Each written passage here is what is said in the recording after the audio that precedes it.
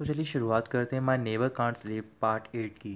Song मिडो अपना bag लेती है और अपने घर की बालकनी पर खड़ी होती है। फिर वो बोल रही होती है कि आज आखिरी रात है और कल के बाद हम दोनों के रास्ते बिल्कुल अलग हो जाएंगे। फिर वो स्टेयर्स लगाती है और शीशोंग के रूम में पहुंच जाती है। अपना बैग रखने के बाद फिर वो शीशोंग के बेड पर जाती है और वहाँ पर लेट जाती है। काफ़ी देर हो गई होती है, शीशोंग नहीं आया होता।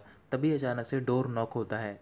फिर सॉन्ग मिडो डोर ओपन करने के लिए जा रही होती है, बोल रही होती है कि तुम भी तो डोर ओपन कर सकते हो। जैसे ही वो डोर ओपन करती है तो फिर वहाँ पर आंट गू होती हैं। वो दोनों एक दूसरे को देखकर चिल्लाने लग जाती हैं। फिर आंट गू सॉन्ग विडो को नीचे लेकर जाती है और उसकी तरफ घूरकर देख रही होती हैं गुस्से से। आंट गू सॉन्ग विडो से पूछ रही होती है क्या तुमने मुझे पहले कहीं देखा है। तो फिर वो मना करती है। फिर वो बोल रही होती है कि तुम मेरा नाम कैसे पता। सॉन्ग विडो बोलती है कि आपके बारे में मुझे शीशोंग ने बताया है कि आप सुबह आती हो और शाम को 6 बजे तक चली जाती हो, बट आज 10 बज गए और आप नहीं गई हो। आंट गू बोल रही होती है कि मैं तुम्हें पकड़ने के लिए यहाँ पर रुकी हूँ और पहले तुम मुझे बताओ कि तुम कौन हो, यहाँ पर क्या कर रही हो, तुम्हारा शीशोंग के साथ क्या रिलेशन है। सॉन्ग विडो बोल रही होती है कि आपको गुस्सा करने की कोई जरूरत नहीं है और मेरे और शीशों के बीच में एक नॉर्मल गाय और गर्ल का रिलेशनशिप है। आंट को गुस्से से बोल रही होती है कि तुम ढंग से एक्सप्लेन करो कि नॉर्मल गाय और गर्ल का रिलेशन क्या होता है।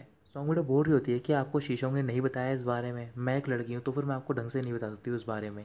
आंट को बोल रही होती है क्या तुम्हें पता है कि तुम एक लड़की हो, तुम रात को एक लड़के के घर पे क्या कर रही हो, और वैसे भी तुम्हें देखकर लगता है कि तुम्हारी एज 20 से ऊपर नहीं है, वो तो इस टाइम पर अपने घर पे होना चाहिए, बट तुम एक लड़के के साथ रह रही हो इस टाइम पर। तभी सॉन्ग विडो बोलती है कि मैं शीशों की रिलेटिव हूँ और मुझे उसकी मॉम ने यहाँ पर बुलाया है। इस बात से आंट गू और भी ज़्यादा गुस्से में जाती है और वो सॉन्ग विडो से बोल रही होती है क्या तुम्हें पता भी है कि शीशों जब 5 साल का था उसकी मॉम की तभी उस टाइम पर डेथ हो गई थी। मुझे कोई फ़र्क नहीं पड़ता कि तुम कौन हो और तुम यहाँ पर क्या कर रही हो, बट मैं नहीं चाहती हूँ कि अब से तुम इस घर में आओ। तभी वहाँ पर शीशोंग पहुँच जाता है। फिर वो सॉन्ग विडो से बोल रहा होता है कि तुम यहाँ पर क्या कर रही हो, तुम मेरे रूम में जाओ। आंट को पूछ रही होती है शीशोंग से कि ये कौन है। फिर शीशोंग उन्हें बता रहा होता है कि ये मेरी गेस्ट है और इसे मैंने इनवाइट किया है, आप इसे जाने दो। सॉन्ग विडो चली जाती है। फिर उसके जाने के बाद शीशोंग आंट से बोल रहा होता है कि काफ़ी रात हो गई है तो फिर आप भी गेस्ट रूम में चले जाओ और वहाँ पर सो जाओ। आंट को शीशोंग से पूछ रही होती है क्या तुम मुझे ये सब एक्सप्लेन कर सकते हो। शीशोंग बोल रहा होता है कि मैं करना तो चाहता हूँ बट आप मुझ पर बिलीव नहीं करोगी। आंट को बोल रही होती है कि मुझे यकीन नहीं हो रहा कि तुम एक लड़की को अपने रूम में सोने दे रहे हो और मुझे पता नहीं था कि तुम ऐसे टाइप के लड़के हो। तभी शीशोंग उन्हें शांत कराने के लिए बोल देता है कि वो मेरी नई गर्लफ्रेंड है और इस बारे में मेरे फादर को भी पता है। इसके बाद वो अपने रूम में जाता है तो फिर वहाँ पर वो सॉन्ग वीडियो से बोल रहा होता है कि तुम आंट गो की बातों को दिल में मत लेना, वो थोड़ी सी ब्लंट और काफ़ी डायरेक्ट है, जबकि मेरे बारे में बात आती है। वो गेस्ट रूम में रह रही हैं, उन्होंने मुझसे बोला है कि वो जब तक नहीं जाएंगी जब तक कि तुम उस घर से नहीं जाती हो। सॉन्ग विडो बोल रही होती है कि तुम आंट गो को सच सच बता दो। शीशम बोल रहा होता है कि मैं पहले बता चुका हूँ बट उन्होंने मेरा बिलीव नहीं किया था। सॉन्ग विडो बोलती है कि ये बात तो सच है कि कोई भी बिलीव नहीं करेगा, और वैसे भी आज रात की बात है, मैं कल से यहाँ पर नहीं आऊँगी और इसके बाद हम फ्यूचर में मिलेंगे भी नहीं एक दूसरे से। फिर सॉन्ग विडो लेट जाती है तो फिर शीशम उससे बोल रहा होता है कि मैं बाहर वॉक के लिए जा रहा हूँ, क्या तुम मेरे साथ चलोगी। सॉन्ग विडो हाँ बोल देती है। फिर वो दोनों नीचे जाते हैं और चुपचाप घर से बाहर निकल जाते हैं। वो दोनों वॉक कर रहे होते हैं। शीशम आगे चल रहा होता है और सॉन्ग विडो उसके पीछे, बट शीशम कुछ भी नहीं बोल रहा होता। सॉन्ग विडो शीशम से पूछ रही होती है कि आज तुम घर लेट क्यों आए। फिर वो उसे बता रहा होता है कि 2 दिन बाद मेरा शो है, इस वजह से मैं रिहर्सल कर रहा था। सॉन्ग विडो एक्साइटेड हो जाती है और उससे बोल रही होती है क्या मैं आ सकती हूँ तुम्हारी रिहर्सल देखने के लिए, तो फिर वो मना कर देता है। बट सॉन्ग विडो अब भी चुप नहीं हो रही होती और शीशम से बोल रही होती है कि मैं नोवेल भी लिखती हूँ और साथ ही में मैं तुम्हारे सॉन्ग्स के लिरिक भी लिख सकती हूँ, वैसे भी हम दोनों आसपास रहते हैं तो फिर इसमें काफ़ी आसानी भी होगी। तभी शीशम रुक जाता है और सॉन्ग विडो की ओर देख रहा होता है। फिर सॉन्ग विडो अपने मन में बोल रही होती है कि मुझे डर लग रहा है कि आज के बाद मैं तुमसे नहीं मिल पाऊंगी। अचानक से सॉन्ग विडो चिल्लाकर बोल देती है शीशोंग से कि मैं तुम्हें हर रोज़ देखना चाहती हूँ और तुमसे मिलना चाहती हूँ। थोड़ी देर तक शीशोंग चुप रहता है। फिर वो सॉन्ग विडो से बोल रहा होता है कि चलो घर चलते हैं, अब ठंड काफ़ी बढ़ रही है। अगली सुबह आंट गू ने शीशोंग के मैनेजर यानी कि लियांगे को कॉल कर दिया होता है और उसे बताया होता है कि एक पर्सन उसके साथ रह रहा है। तो फिर लियांगे घर पे पहुंचता है और वो शीशोंग के रूम में जाता है चेक करने के लिए। वहाँ पर सिर्फ शीशोंग होता है। फिर वो लियांगे से बोल रहा होता है कि तुम काफ़ी लेट आए हो, वो पहले ही चली गई है यहाँ से। लियांगे बोल रहा होता है कि वो तुम्हारी गर्लफ्रेंड तो नहीं है ना, क्योंकि आंट को तुम्हारे बारे में बहुत ज़्यादा चिंता कर रही थी रात भर। मुझे पता है कि तुम्हें कोई भी चिंता नहीं है, बट कुछ मैटर्स के बारे में तुम्हें चिंता करनी चाहिए। बहुत सारे आउटसाइडर हैं जो कि तुम्हारे पास आना चाहते हैं किसी अल्टीरियर मोटिव की वजह से। अगर तुम सब पे ही ऐसा भरोसा कर लोगे तो फिर वो तुम्हारे इस चीज़ का फ़ायदा उठा लेंगे। इससे सिर्फ तुम्हारा करियर ही नहीं बल्कि हमारा स्कूल और तुम्हारे फादर की कंपनी भी बर्बाद हो जाएगी। शीशम गुस्से में बोल रहा होता है कि इसका मतलब अगर ये है कि अगर मेरे फ्यूचर में गर्लफ्रेंड होगी तो फिर मैं ही उसे पसंद नहीं करना चाहिए बल्कि तुम्हें भी पसंद करना चाहिए। साथ ही में यूनिवर्सिटी भी जाएगी लेक्चर लेने के लिए और मेरे फादर की कंपनी में भी जाएगी ताकि वो सारे एम्प्लॉयज़ का अप्रूवल ले सके। लियांगे बोल रहा होता है कि वो लड़की कौन है, क्या मैं उसे जानता हूँ। तभी शीशोंग बताता है कि वो नोल वाली लड़की है। तभी सॉन्ग विडो शीशोंग की बालकनी में पहुंच जाती है और वो उन दोनों की बातों को सुनने लग जाती है। लियांगे बोल रहा होता है कि मैंने तुम्हें पहले ही बोला था कि वो लड़की सिंपल नहीं है, क्या पता वो अपनी नोवेल में तुम्हारे और अपने बारे में लिख दे और उस नोवेल को किसी पब्लिशर को भेज दे, तो फिर तुम क्या करोगे। और मैं यही चाहता हूँ कि तुम फ्यूचर में उसके साथ इंटरेक्ट मत हो। और मुझे समझ नहीं आ रहा कि तुमने उसकी नोटबुक अपने पास क्यों रख ली थी।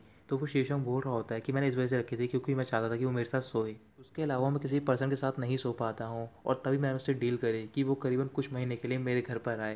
लियांगे पूछ रहा होता है कि अब तुम क्या करोगे। शीशम बोल रहा होता है कि मुझे लगता है कि अब मैं रिकवर्ड हो गया हूँ तो फिर मुझे उसकी ज़रूरत नहीं है। लियांगे हंसने लग जाता है और बोल रहा होता है कि तुमने उस लड़की को एक स्लीपिंग पिल के तौर पर लिया, तभी मैं सोचूं कि तुम्हारे स्टैंडर्ड के हिसाब से वो लड़की तुम्हें सूट नहीं करती है और तुम उससे प्यार कैसे करने लग जाओगे। ये बात सुनकर 100 मीटर रोने लग जाती है। फिर वो अपने आप को चुप कराती है और अंदर जाती है कुछ सामान लेने के लिए। सामान लेने के बाद वो वहाँ से जा रही होती है, तभी वो रुकती है और शीशम से बोल रही होती है कि तुम मेरी नोटबुक वापस करो।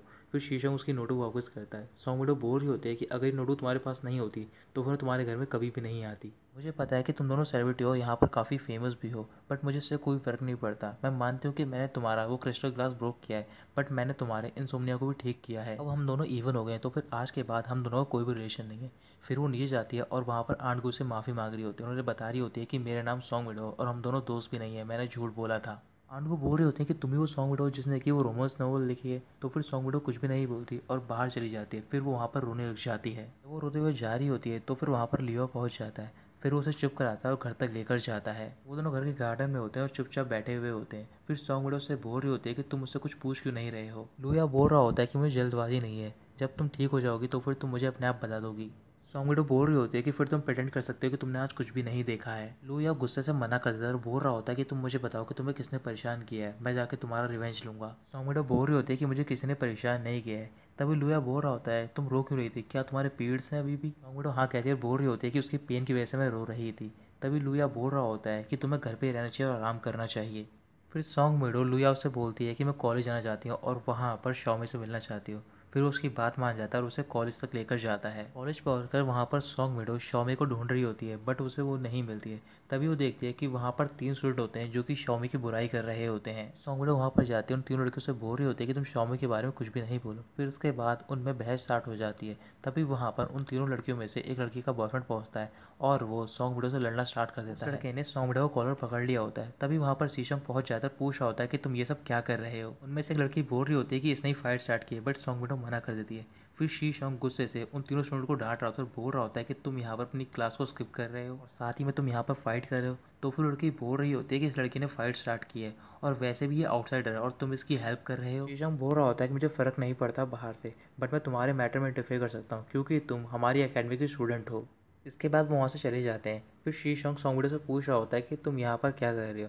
100 मीटर बोल रही होती है कि मैं यहाँ पर शॉमी को ढूंढने के लिए आई हूँ और वो मुझे नहीं मिल रही। शीशोंग 100 मीटर के पास जा रहा होता है बट 100 मीटर से दूर जाती है और बोल रही होती है कि आज जो भी तुमने मेरे लिए किया उसके लिए थैंक यू और आज के बाद मैं यहाँ पर कभी भी नहीं आऊँगी, और ये कहकर वो वहाँ से चली जाती है।